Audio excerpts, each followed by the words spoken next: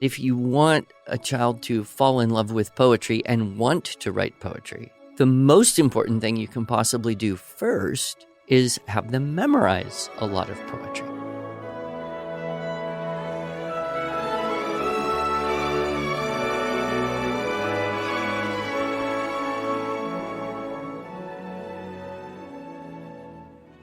Hello, and welcome to the Arts of Language podcast with Andrew Pudewa, founder of the Institute for Excellence in Writing, or as many like to say, IEW. My name is Julie Walker, and I'm honored to serve Andrew and IEW as the Chief Marketing Officer. Our goal is to equip teachers and teaching parents with methods and materials which will aid them in training their students to become confident and competent communicators and thinkers.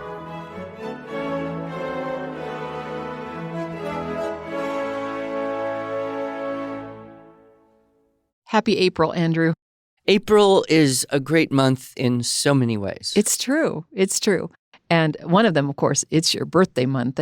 Yeah, Can't well, forget that. But that's kind of balanced out by the fact that all the taxes happen. Every possible thing you got to pay is just hitting you right on the head. But the birthday, the birthday presents never outweigh the tax bill. But I don't suppose. Probably not for anybody. But, the spring is sprung, and here in Oklahoma, it's just beautiful, starting to warm up. Even the pool isn't terribly cold anymore. Well, I wouldn't know about that.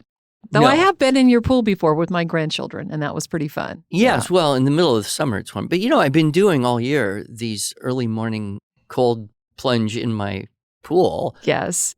So now it's not so bad as it once was. Yes. Back in February. No breaking the ice this time to get in. Well, for us here at IEW and for many places, we celebrate poetry.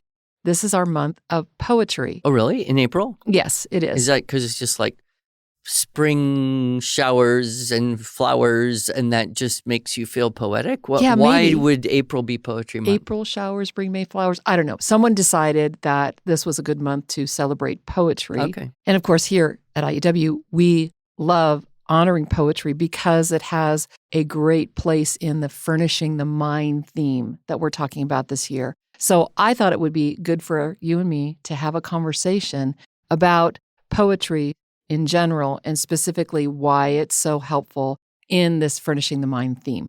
Okay, let's do it. Well, short of giving your entire talk, nurturing competent communicators, or, wait, I've got another one, mastery, learning, ability development, and individualized education. That's another talk you give. Or 10,000 times and then begins understanding. We have a lot of opportunities for our listeners to learn more about the value of memorization generally, and specifically the value of memorizing poetry. And we have a whole curriculum devoted to that called Linguistic Development Through Poetry Memorization. Yeah. I mean, it's not the catchiest title in the world, but it is exactly what it is. Yes. And of all the things, that we've done over the years, that's still maybe my favorite thing that I ever put together, just because there wasn't anything available that I knew of that was really going to help people undertake the memorization of a lot of poetry. Right. And, I think too many people in kind of this modern educational environment, when you say poetry, they immediately go to, wild, free, creative, stream of consciousness, flow words on paper, have fun kind of thing. And that doesn't work for every student. In fact, it fails many. I would argue that if you want a child to fall in love with poetry and want to write poetry, the most important thing you can possibly do first is have them memorize a lot of poetry. Yes. Because how do you know what something is if you haven't really taken it into yourself? Yes, and we've had many people who have gone through this course, and sometimes parents and teachers, well, parents in particular, they'll be doing this with their older children, and the younger ones are learning it too. And so we have little videos of 2- and 3-year-olds reciting ooey gooey. And so you can actually memorize poetry way before you're able to read poetry. Yeah. One of the things I like to point out to people is this word memorization, which everyone understands what it means, it's kind of a new word in this regard, and it's kind of mechanical, right? And, certain progressive educator, modern educators began to look down upon memorization as somehow being kind of, rote learning, drill and kill, anti-creative. And that's just certainly not the case. The older term, the one which my mother used, and I would guess you heard it when you were young, is learn by heart. Right. Right. My mother never said, memorize this piece, memorize this thing. It was always, you have to learn it by heart. And there is something amazing about when you commit a poem to memory, you take it into yourself in a way that you really don't in any other way. The other thing that I've noticed about children is they're just wired to memorize stuff. They're just wired to imitate. And if you give them beautiful things, they'll memorize it easily. Yes. If you don't give them beautiful things, they'll memorize whatever junk is in their environment, TV commercials or rap songs or whatever. So part of this whole idea of furnishing the mind is, let's attend to vocabulary, syntax, grammar, artistic use of words, all of that makes for better speakers and writers down the line. But the other part is let's furnish with beautiful ideas and imagery and the sound of it. And so, those are the two areas that I'm trying to help people understand. Now, what's different about our approach in poetry memorization as to any other poetry book you could pick up and buy? Right. I should ask you that, although I know the answer. Well, you tell the answer. All right. The answer is we don't just encourage students to memorize a poem and then forget it while they're learning another one. We want them to have this whole repertoire of poems that they can maybe do 10, 20 at a sitting. I mean, this whole course has 80 poems to memorize. Some of them are very long, as well as 20 famous speeches. Wow, that's a lot of content that you can actually work through in a systematic way to memorize and retain it.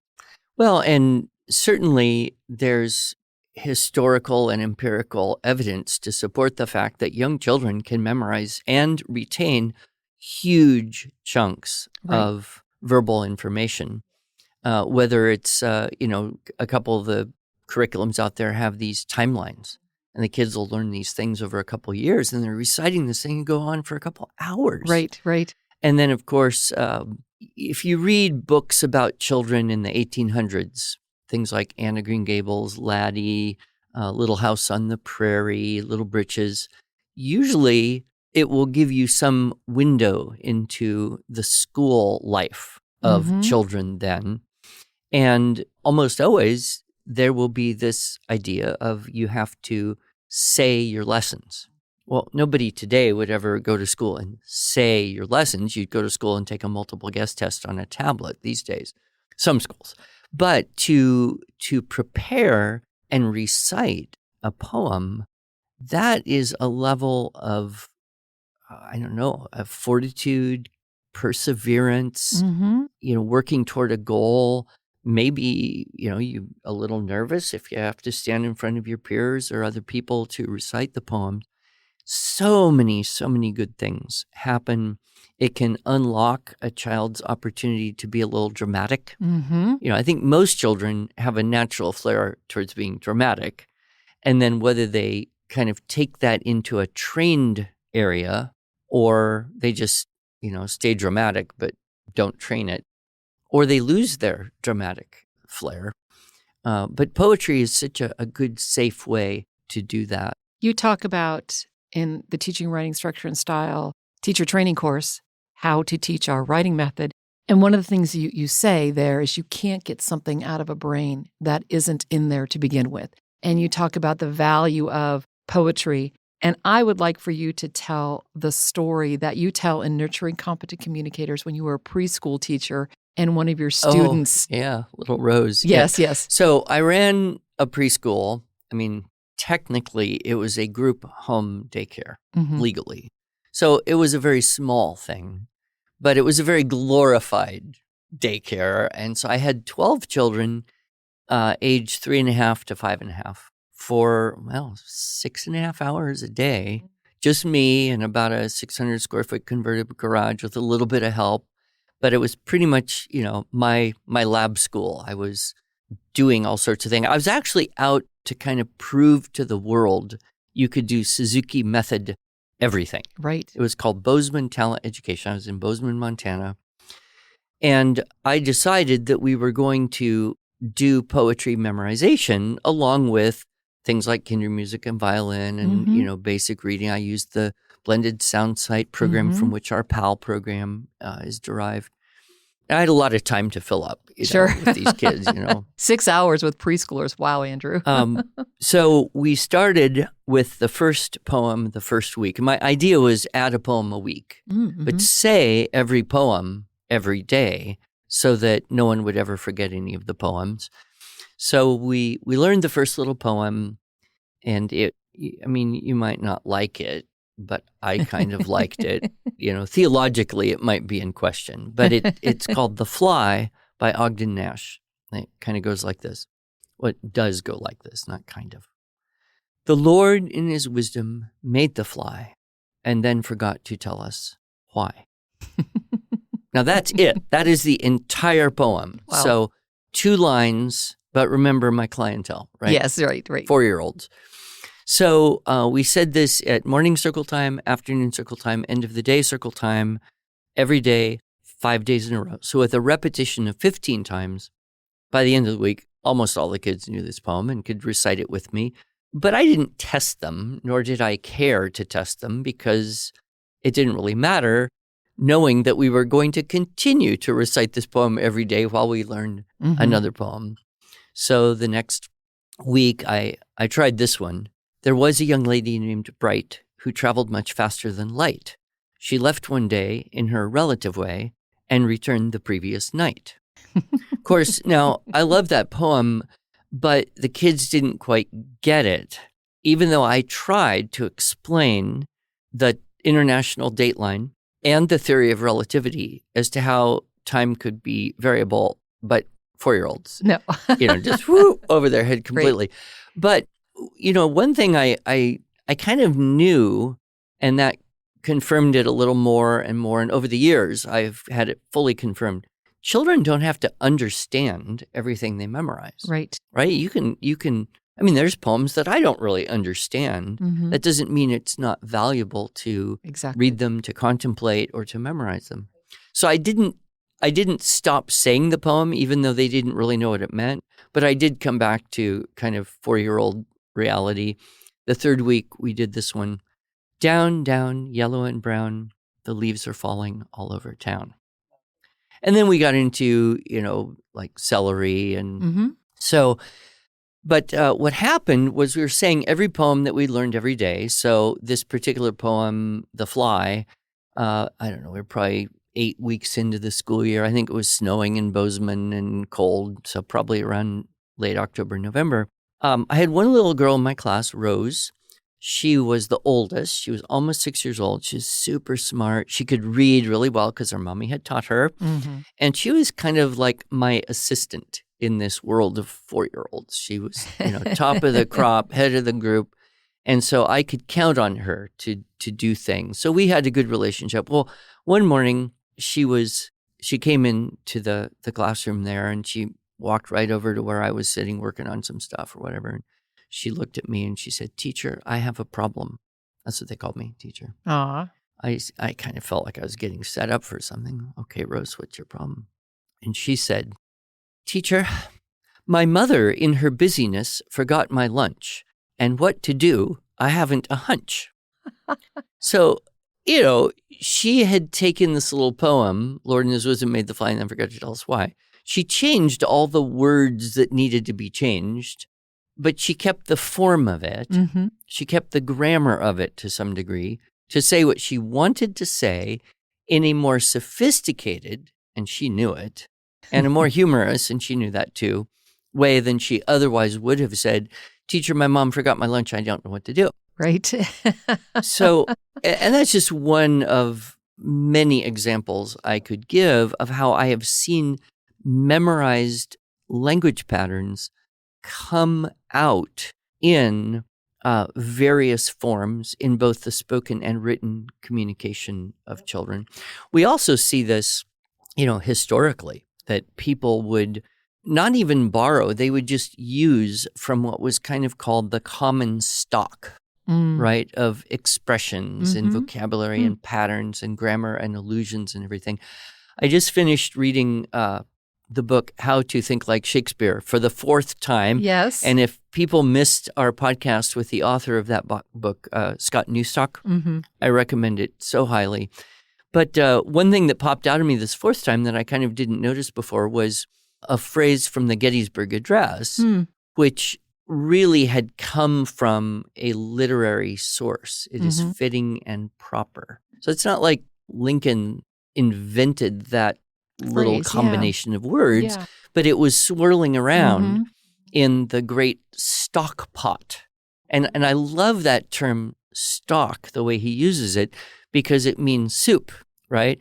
And what do? You add things to your stock. Yes. Right? So you have your chicken stock or whatever, and then you can put in more vegetables or more herbs or whatever. But you've got that stock as a base to work with. And then we also look at it as stock as an inventory. So here's the collection of stuff, the stock of stuff that we have to make things from, to build things from. And, in How to Think Like Shakespeare, he points out that this was just common. Everybody knew that you had this stock available, you would draw from it, you would use it, and then you could contribute to the stock so that other people could use things that you came up with in this kind of, gradual enrichment over generations, centuries of language. And I think we see that best in the great poetry, going all the way back to Homer and Virgil, but also what we see in our English language tradition. And of course, in our poetry memorization programs, every poem except for one is in the public domain, which means they're all old. Some of them have a little antiquated, language, but that's good. That enriches the capacity for students to understand language. Yep.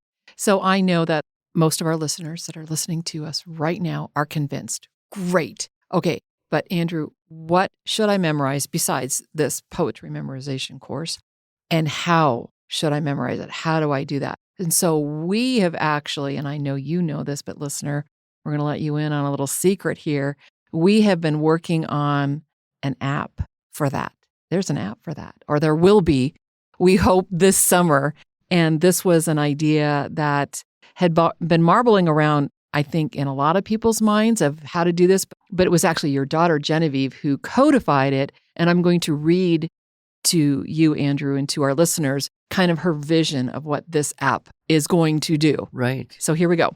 I picture a homeschooling mom, and I'm going to qualify this and say, we totally have a plan for teachers and college students and all different. Who wants to memorize stuff? Well, everybody wants to memorize stuff. So and if they don't, they should. They want should, to memorize right? Stuff. So just to paint the picture, we'll just focus right now on this avatar, we call them, a homeschooling mom.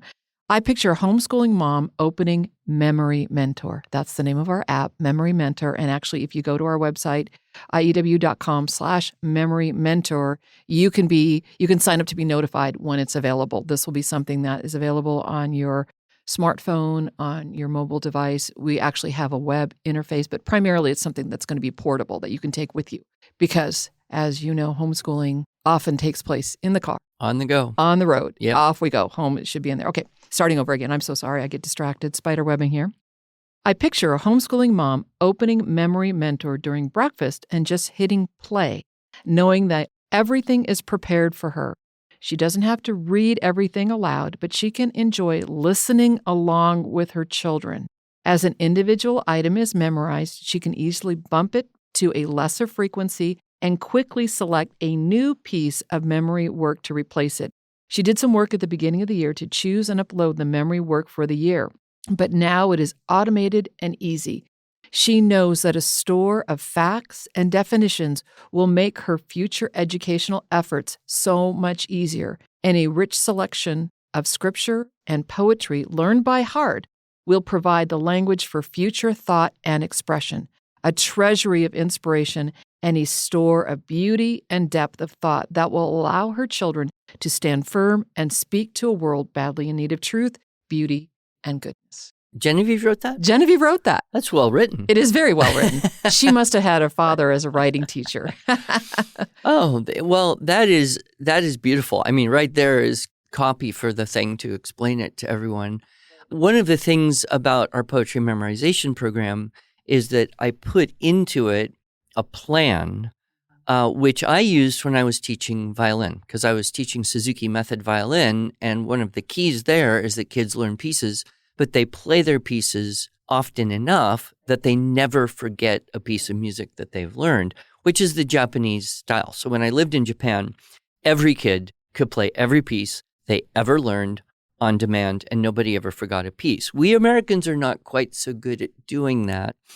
And if you take it to the opposite extremes, like you learn a piece, you play it, and now you go learn another piece, and you play that, but you never play the pieces you used to know, so gradually you can't play them anymore. So the idea is build a repertoire. So the concept with the poetry memorization was the same one I used with violin students, which I called EPED, every piece, every day. Mm-hmm. So up through book 1, which is 17 pieces of music, takes about 22 and a half minutes if you play it at the tape speed or recorded speed.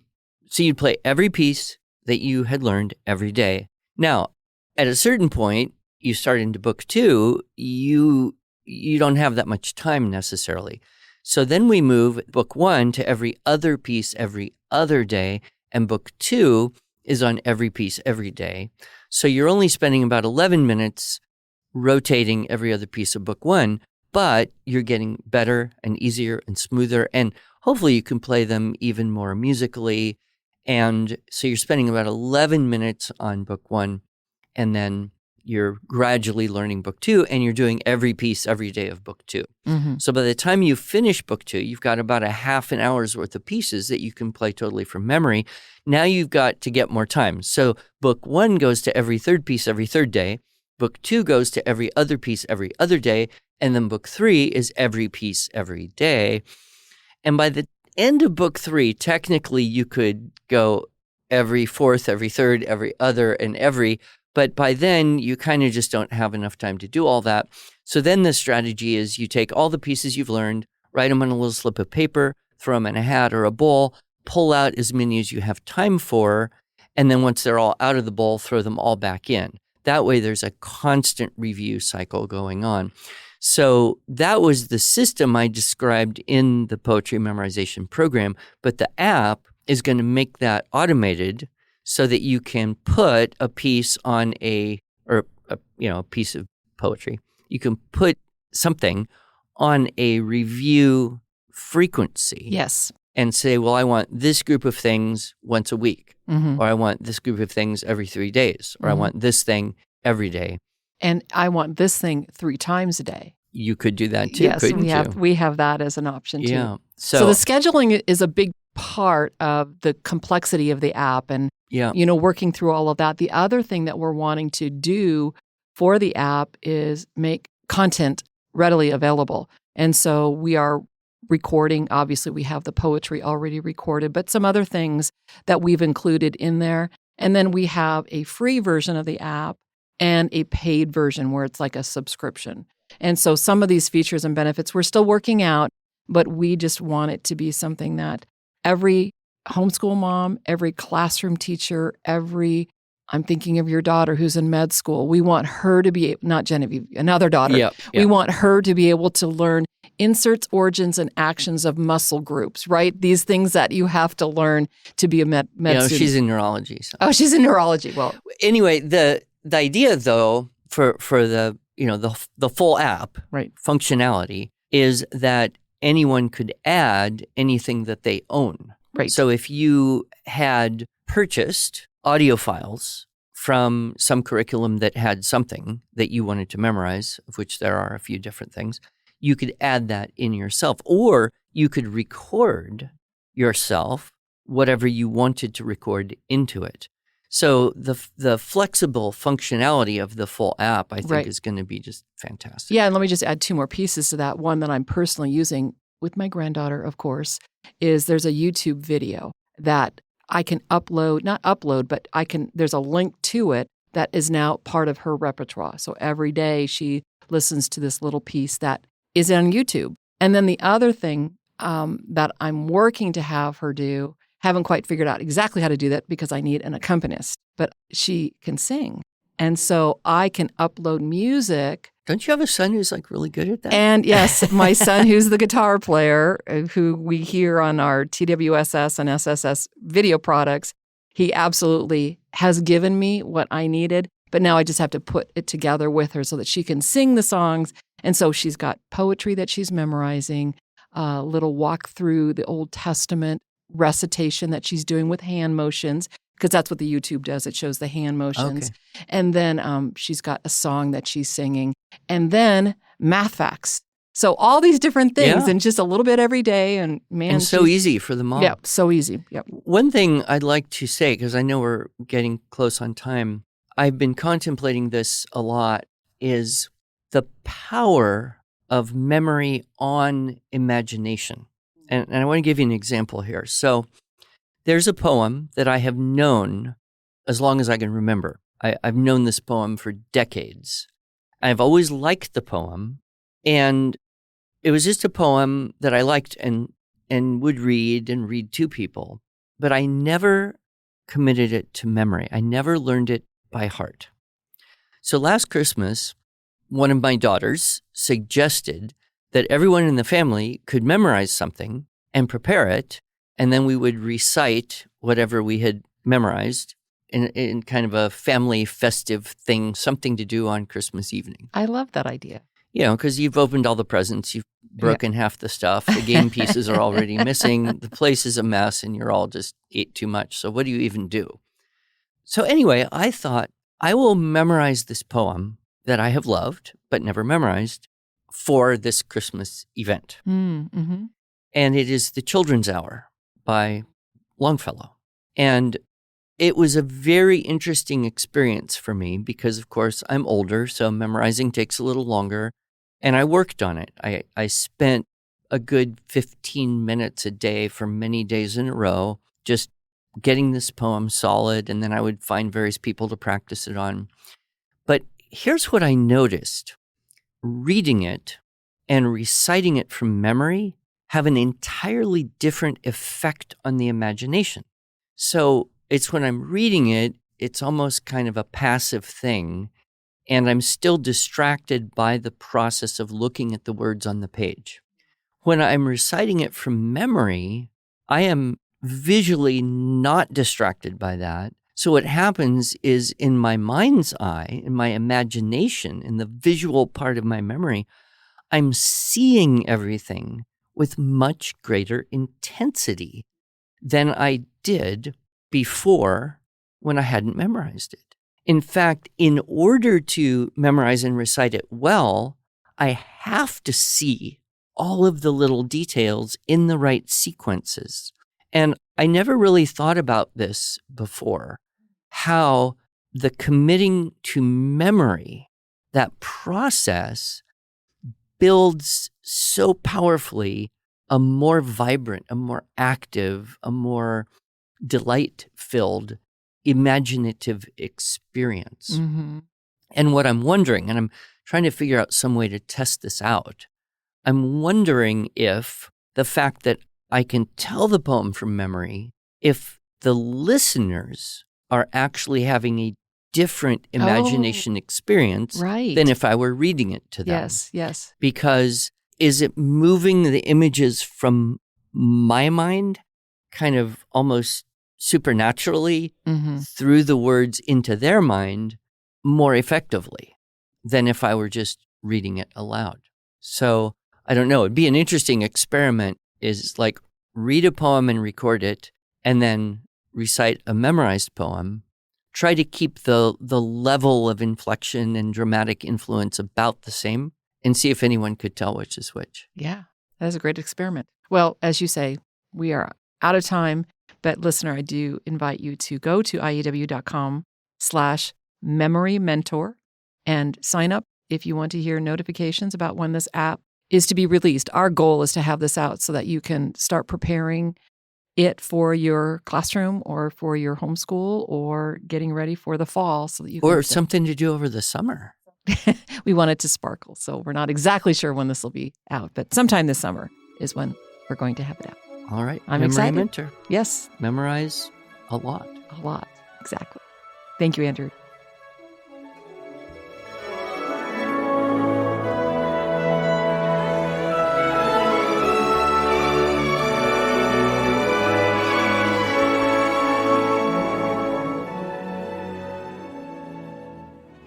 Thanks so much for joining us. If you enjoyed this episode and want to hear more, please subscribe to our podcast in iTunes, Google Podcasts, Stitcher, or Spotify, or just visit us each week at iew.com/podcasts. Here you can also find show notes and relevant links from today's broadcast. One last thing, would you mind going to iTunes to rate and review our podcast? This really helps other smart, caring listeners like you find us. Thanks so much.